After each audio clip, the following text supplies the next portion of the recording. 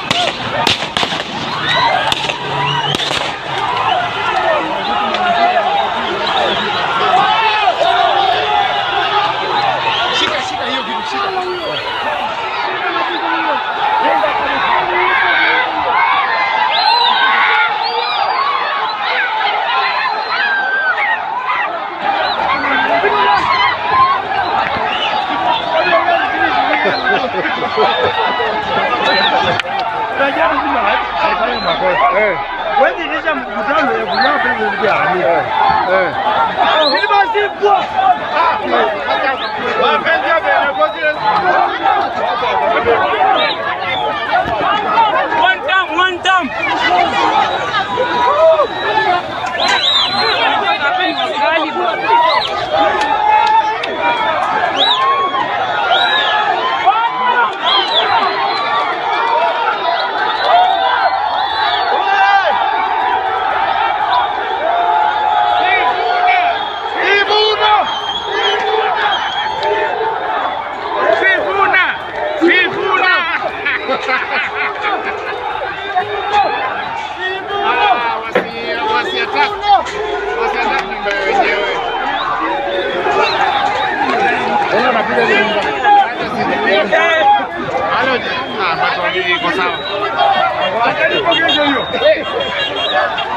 Utalipa kesho.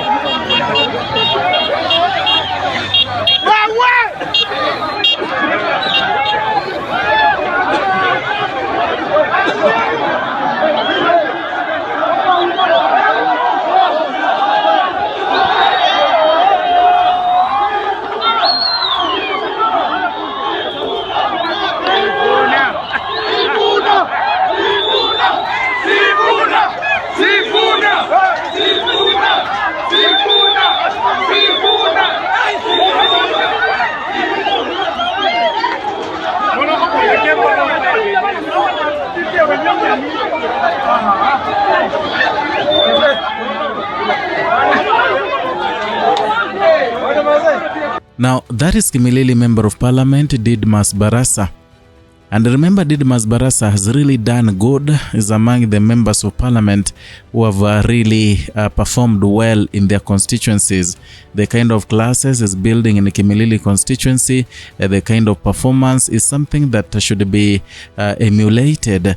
Many people, in fact, are using Didmus Barasa, the Kiharu Member of Parliament, as examples of how work is done and how, the NGCDF money is well used. But again, we never expected that these people would, hurl insults and beat him at a rally. We expect him maybe to be chased away from other constituencies in Bungoma, but not his Kimilili constituency.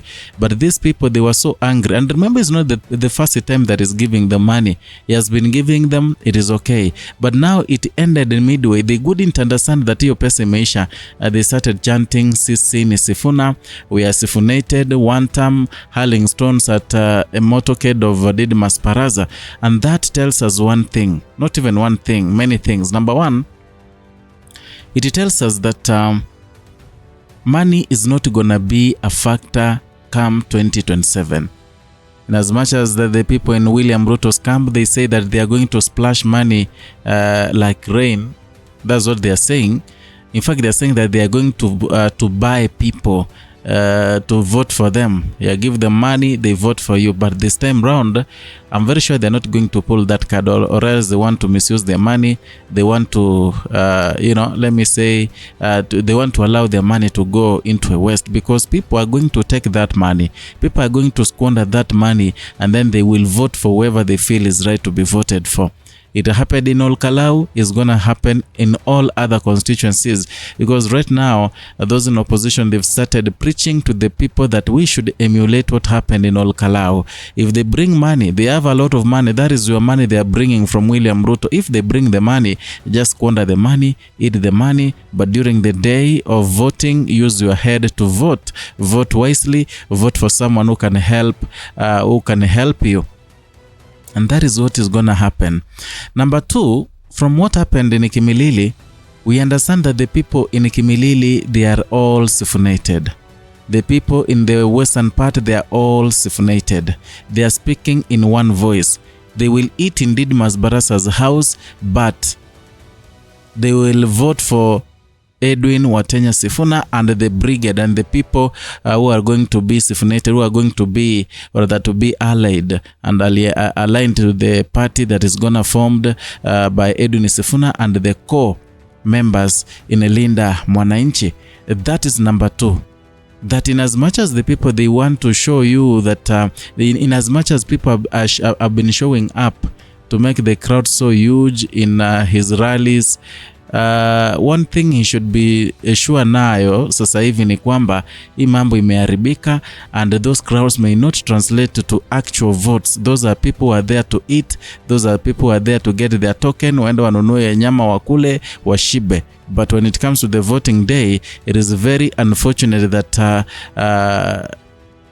Didmus Barasa may not be voted for, but Tim Wanyonyi will be. Number three, one thing we learned from what happened there, or the one thing Didmus Barasa has learned, at some point he was saying that Sifuna is someone who is trying to find his way, to find his direction. He was never sure that Sifuna could be a wave. I remember during the burial of Mzee Wangamati, when he walked out with the people, he started just thumping online saying yeye ndiye Sifuna sasa, not the actual Sifuna. But whatever he was saying, I think he was being misled. So right now, he has realized that the Sifuna wave is the actual wave and is gonna make him suffer. And that is why you saw he changed his narrative. He started attacking George Natembeya. He never attacked Edwin Sifuna, by the way. And Edwin Sifuna is the one who has been attacking him so much recently. To an extent, there is a day he said that if he's organizing a battalion or a troop to go into a war, Didmus Barasa will not be in his list because he's someone who cannot make a decision, because Didmus Barasa is someone who doesn't have a stand. So he has been attacking him. Even the tours, I remember Sifuna standing on top of his vehicle saying that Didmus Barasa alikataa tutafika Kimilili, hapa ni wapi? And people were so happy chanting wao ni Sifuna. So he realized that this thing, it will affect his candidacy. It will affect his election as the governor. So akaanza kusema Edwin Sifuna is doing good, akamwombea mema, in what many people interpreted that he supported his candidacy. But now because he has been with William Ruto for so long, William Ruto has helped him, is the one who is facilitating him. So akasema yeye atabaki kwa Ruto. Manake hata Sifuna kama Raila Odinga angekuwa hai, hata yeye angekuwa kwa hiyo league, hata yeye angekuwa na support Raila Odinga. So akasema kila mtu auze sera zake, which is okay by the way, which is right because he showed signs. And one thing you should know about Didmus Barasa is one person who is so intelligent politically. Remember, he realized in Bungoma it is hard to vie any position using UDA. He tried to dump UDA and join for the Kenya for him to become the governor. However, things changed rapidly and the party became unpopular. So there are chances right now he might want to align himself with the Sifuna so that they go head on with the team Wanyonyi because he's so much stressed with the team Wanyonyi. And thereafter, maybe he will be bought by William Ruto, he will go back to his camp. He might be thinking in that line. But anyway, that is my opinion. I don't know what you think. Write your comment down there in the comment section. Let us talk, let us discuss. Perhaps it can form a basis of whatever we're going to talk about in the next video. So if you're new here, consider subscribing, liking, and sharing our content.